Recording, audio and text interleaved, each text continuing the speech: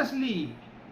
भारतीय जनता पार्टीचं दिखाऊ स्वरूपाचं राष्ट्रप्रेम, दुसऱ्याला उपदेश करण्याकरता राष्ट्रभक्ती, आणि आम्ही कसे राष्ट्रीय आहोत, आम्ही कसे देशप्रेमी आहोत, आम्ही कसे राष्ट्रभक्त आहेत आणि बाकीचे कसे पाकिस्तानचे त्या ठिकाणी हितचिंतक आहेत, हे सातत्याने दाखवून ज्या भारतीय जनता पार्टीने आपलं संपूर्ण राजकीय आयुष्य या एकाच विषयाकरता वेचलं, त्या भारतीय जनता पार्टीचा खरा चेहरा काल दुबईमध्ये झालेल्या हिंदुस्थान पाकिस्तान क्रिकेट मॅचेसमधून बाहेर पडलेला आहे.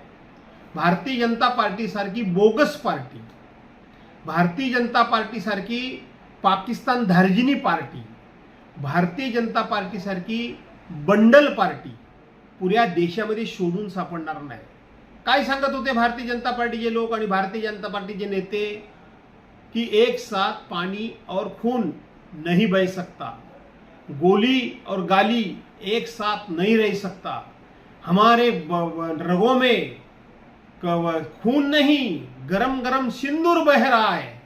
अशा प्रकारचे फिल्मी डायलॉग मारणारे भारतीय जनता पार्टीचे लोक हे त्या 26 लोक मेली, 26 महिला भगिनी विधवा झाल्या. ज्यांना मारलं गेलं त्यांच्या चिता सुद्धा अजून थंड झालेल्या नाही.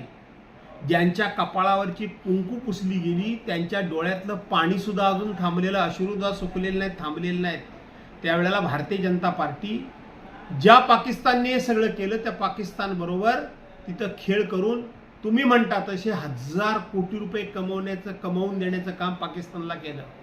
आणि म्हणून या मॅचच्या निमित्तानं भारतीय जनता पार्टी ही देशभक्त नाही तर किती देश विरोधक आहे, हे राष्ट्रभक्त नाही तर हे किती पैसा भक्त आहेत, हे किती तकलादू आहेत, हे कालच्या मॅचेसनी या जगाला दाखवून दिलं. एवढंच मी सांगेन. एका बाजूला दादरमधलं कबूतरखाना आहे तो बंद करण्यात आलेला आहे, मात्र तिथले जे पालकमंत्री आहेत मंगलप्रसाद लोढा यांनी आता जे संजय गांधी राष्ट्रीय उद्यान आहे तिथे 3 मूर्ती जैन मंदिर आहे तिथे आता कबूतरखाना चालू केलेला आहे. त्यांनी उद्घाटन त्याचं केलेलं आहे. कसं पाहता याच्याकडे? असं आहे की भारतीय जनता पार्टी ही भारतीय जनता पार्टी फक्त दुसऱ्याला दोष देणं, टीका करणं, आरोप करणं आणि आपली कशी पार्टी विथ डिफरन्स, आपणच कसे सज्जन आहोत, सभ्य आहोत, हे दाखवण्याचं काम भारतीय जनता पार्टी करते. आणि त्याच वेळेला मराठी माणसाच्या हिताच्या, भावनेच्या आणि अपेक्षांच्या विरोधात काम कसं केलं जातं त्याचं हे उदाहरण म्हणजे काल या ठिकाणी संजय गांधी राष्ट्रीय उद्यानामध्ये झालेलं उद्घाटन आहे. एवढंच मी सांगेन. धन्यवाद. आज संपूर्ण म्हणजे जिल्ह्यामध्ये किंवा पूर्ण महाराष्ट्रामध्ये तालुकावर ओबीसी किंवा कुणबी समाजाने निवेदनं दिलेली आहेत की जो मराठा समाजाच्या हितासाठी किंवा आरक्षण मिळण्यासाठी महाराष्ट्र शासनाने GR काढलेला आहे. मात्र त्यांचं म्हणणं आहे की हा GRच पूर्णपणे बंद करा. आणि अजून एक दुसरी त्यांची मागणी येते की जे जमिनीचा जो त्यांचा प्रश्न आहे तोही कुणबी समाजाचा पुढे येतो.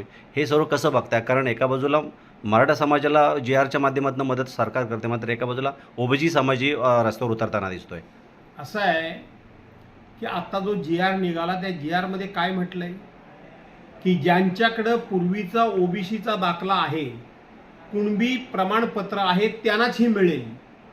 मग इतके वर्ष जर त्यांच्याकडे खरोखर कुणबी प्रमाणपत्र होतं आणि त्यांना जर संधी मिळाली नसेल तर त्यांची संधी डावलली गेली नाही का? डावलली गेली नाही का? असं कुठे आत्ता म्हटलंय का की कुणीही अर्ज करा आणि त्यांना कुणबी प्रमाणपत्र मिळवा आणि त्यांनी ओबीसीमध्ये येऊन त्या ठिकाणी आरक्षणाचा लाभ मिळवावा, असं कुठं म्हटलंय का? असं कुठेही म्हटलेलं नाही. त्यांच्याकडे जर पूर्वीचं प्रमाणपत्र असेल तर मग आत्तापर्यंत त्यांना संधी का दिली गेली नाही? किंबहुना त्यांचा हक्क डावलला गेला असाच त्याचा अर्थ होतो. हे जाणीवपूर्वक सरकार करते. सरकार एका बाजूला GR काढण्याचं काम पण सरकारच करते आणि दुसऱ्या बाजूला जाणीवपूर्वक या GRच्या विरोधात ओबीसी समाजाच्या नेत्यांना उठवण्याचं काम सरकार करते. सरकारमधले मंत्री, एक मंत्री मराठा समाजाच्या आरक्षणाच्या बाजूने बोलणार, दुसरा मंत्री ओबीसीच्या आरक्षणाच्या बाजूने बोलणार आणि तिसरा मंत्री लांबून फक्त मजा बघणार. हे सगळं चाललेलं आहे. सरकारनं का ठणकावून सांगत नाही सरकार?